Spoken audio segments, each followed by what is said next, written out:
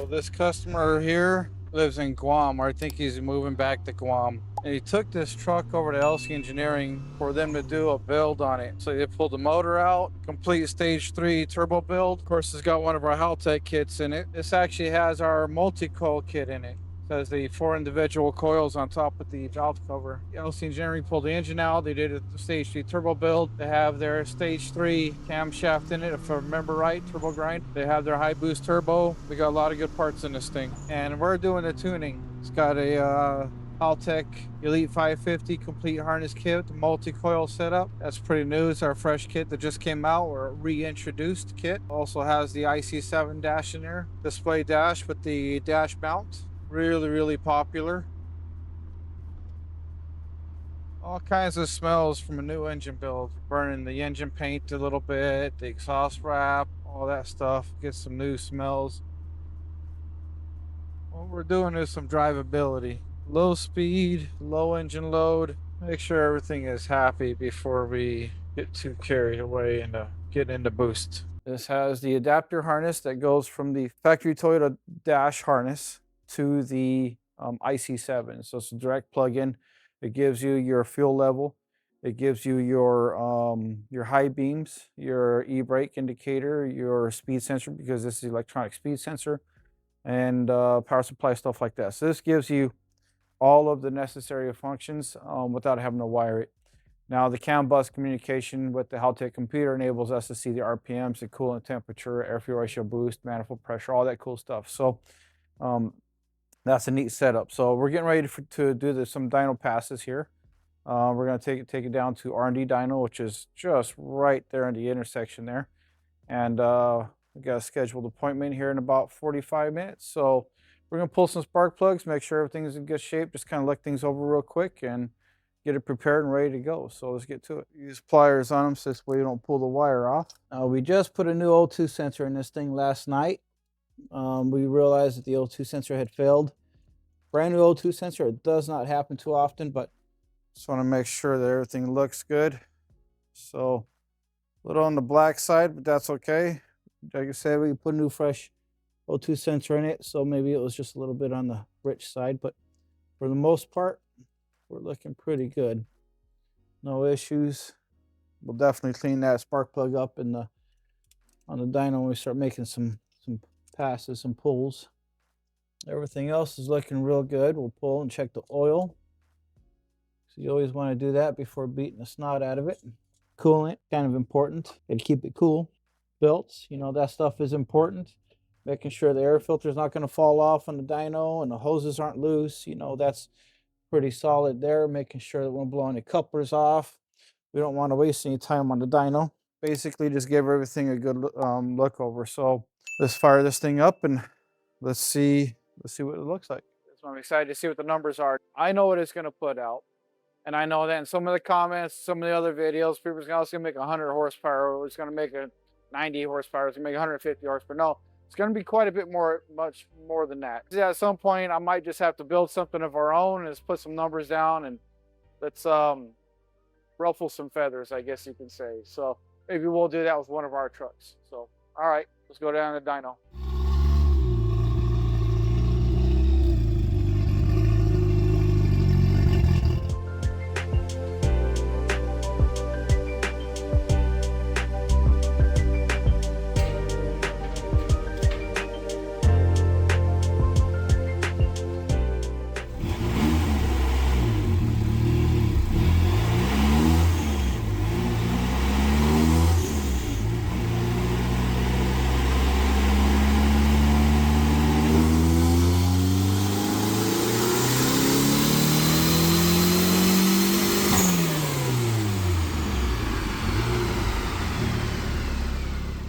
It's still rich up there too. It's really not declining as fast as I thought it would, especially with this intake manifold. I expected it to nosedive. Let me pull a little bit more fuel out.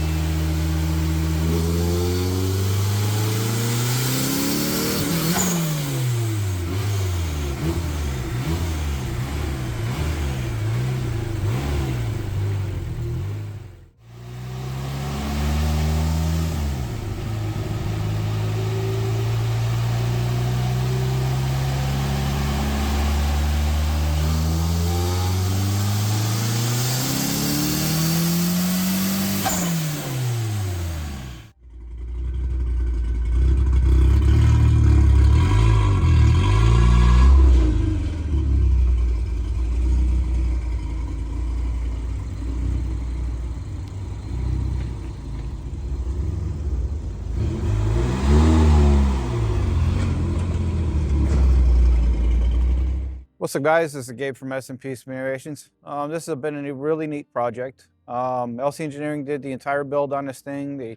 They pulled the engine out, did a full stage 3 turbo build, turbo grind camshaft, and their high boost turbo. Really neat system. Works really well. Very street friendly.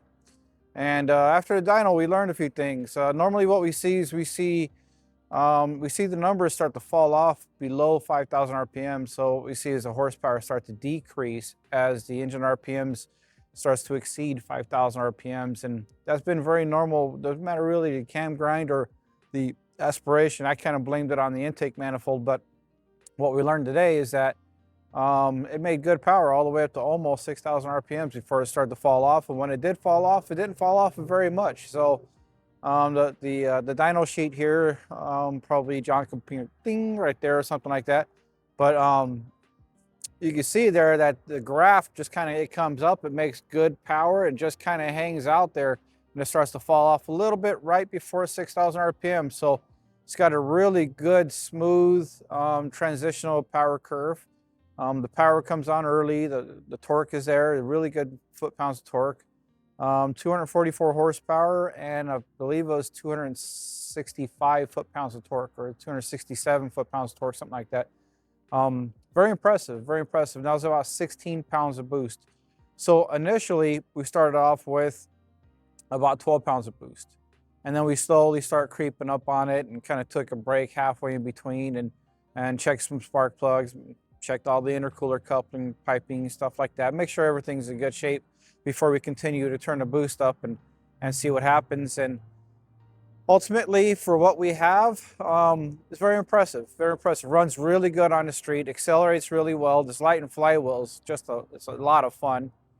But it's a really neat truck. So John over in, I believe he's from Saipan, and I believe the truck's gonna end up in Saipan. I believe you're really gonna like this truck. This thing's pretty awesome. So it's got our Haltech Elite 550 multi-coil kit. The Elite 550 multi-coil kit only comes in a complete harness, and the complete harness goes to the distributor. Our modified distributor, we put a cam and crank sensor inside the distributor. We build our own 3D printed distributor caps. So put our logo on it, and the fitment's real nice, and it holds the second, the cam position sensor inside the distributor. And the rest of the harness goes out to each injector, the TPS, air temp, coolant temp, stuff like that. So it's a really neat system. Works really well on this. Works good on our shop truck. Of course, we've been beating the hell out of our shop truck for a while, trying to make sure that it runs good enough for our customers. So, but all in all, this fly ride right here is running good. It's looking good and runs good. 16 pounds of boost, 244 horsepower. That's not bad for a 22R. Could we make more power?